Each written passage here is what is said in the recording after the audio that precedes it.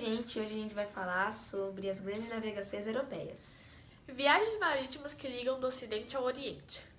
O conhecimento que se tinha sobre novas terras era muito ampliado.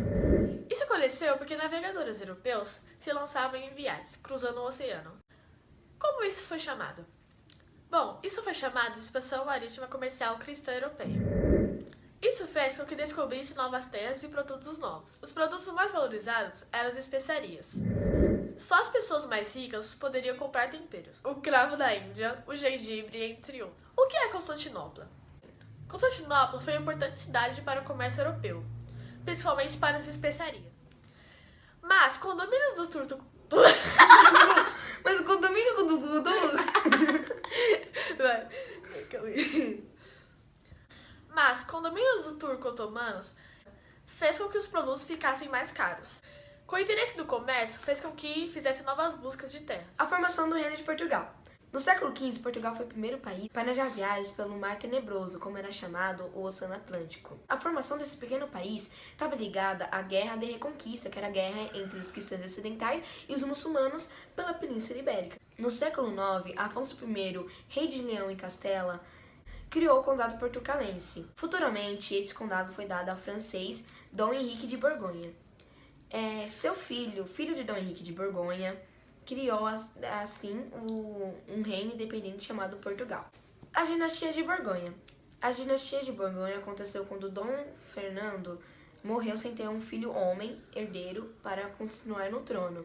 Mas ele teve uma filha, e essa filha se casou com um castelhano. Mas a portuguesa, a nobreza de Portugal, ficaram com medo de que Portugal ficasse nas mãos dos castelhanos e perdesse toda a cultura portucalense. Então, assim, a burguesia portucalense, junto com a nobreza e Lisboa e Porto, apoiou a luta de Dom João, mestre da ordem religiosa e militar da Vila de Aves. Então eles apoiaram? Sim, eles apoiaram. E nessa que eles apoiaram, eles continuaram uma nova dinastia, que foi a dinastia de Aves, que vamos falar agora. A dinastia de Aves, como vimos, começou como Dom João I, que era um rei.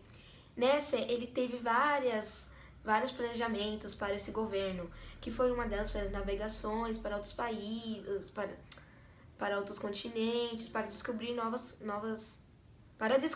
terras. A burguesia e a nobreza apoiaram demais, porque assim a nobreza ia expandir o território e a burguesia ia conseguir mais novos temperos, novas comidas e etc. Dom João I se casou com uma princesa que teve 5 filhos. O terceiro deles, aos 19 anos, recebeu a responsabilidade de organizar uma tropa para a Celta. E assim começou a viagem marítimas pelo Mar Tenebroso pelos portugueses. Celta era uma importante cidade para o comércio. E eles queriam conquistar essas terras, que essas terras eram dos islâmicos. Eles queriam conquistar porque, se conquistando essas terras dos islâmicos, eles teriam maiores favores da Igreja Católica. Por volta de 80 mil homens foram rumo a Celta. Chegaram em agosto de 1415. O ataque foi tão cruel que mataram centenas de pessoas, até mulheres e crianças. E cada vez mais foram conquistando. O objetivo era conquistar terras e encontrar metais preciosos, como ouro e prata, que era muito importante para fazer moedas. Mas o projeto português era contornar a África para chegar às fontes das especiarias. Mas como que era a viagem naquela época? Bom, é o que veremos a seguir. Bom, Dom Henrique promoveu a Escola de Sagres, que ensinava cartografia, construção navais, especialistas em velas, entre outros, que se reuniam para discutir sobre os projetos das navegações.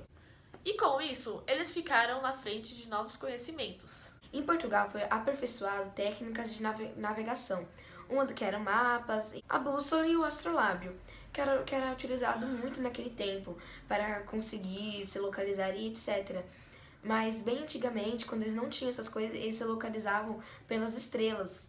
Então eles seguiam as estrelas e falaram, mais para frente, vamos continuar que está chegando a tal região. O cotidiano das navegações marítimas. Para navegar pelos mares era arriscado e tinha que ter muita coragem. E esses navegadores tinham que enfrentar seus medos. Alguns eram imaginários, outros eram reais. Alguns imaginários eram criaturas míticas que atacavam os barcos e destruíam as navegações e comiam os passageiros. Algumas eram sereias e a lula gigante. Agora, também, o caso do mar, que era muito perigoso por tempestades, etc. A fome e a falta de água também esteve muito presente nessas navegações. A falta de água era porque o mar era de água doce e a gente precisa de água potável, que é água salgada. Então, eles tinham que separar bastante água para levar nessas navegações. E a comida também tinha que ser muito necessária. E se estragasse, poderia contrair doenças. E essas doenças poderiam se espalhar pelo barco todo. Uma dessas coisas comuns era o escorbuto, que era a falta de vitamina C. E isso causaria hemorragia na gengiva e perda de dentes. Enfim, as viagens marítimas, vocês perceberam, era muito arriscada. Tinha que ser por mais corajosos. Mas isso valia a pena, porque eles descobriam novos territórios e expandiam o território. Principais viagens marítimas do século XV. Após a conquista de Celta, os portugueses continuaram com o seu plano de expansão do seu território.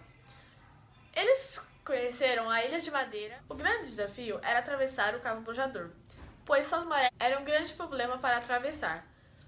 O grande desafio era atravessar o Cabo Bojador e o Cabo de Tormentas, pois os ventos das marés dificultavam a travessia dessas regiões. Por isso foi necessário afastar as embarcações para a direção oeste. Assim, Bartolomeu Dias atravessou esse cabo, chamado de Cabo de Boa Esperança. A influência dos portugueses alcançou assim no território da Índia e da China. Da Índia era Goa e na China era Macau. Assim também eles praticavam comércio de especiarias. Nesse processo, os portugueses também entravam em contato com novas culturas, como eles chamados de pagães, que é o caso na região africana, hinduísmo e budismo.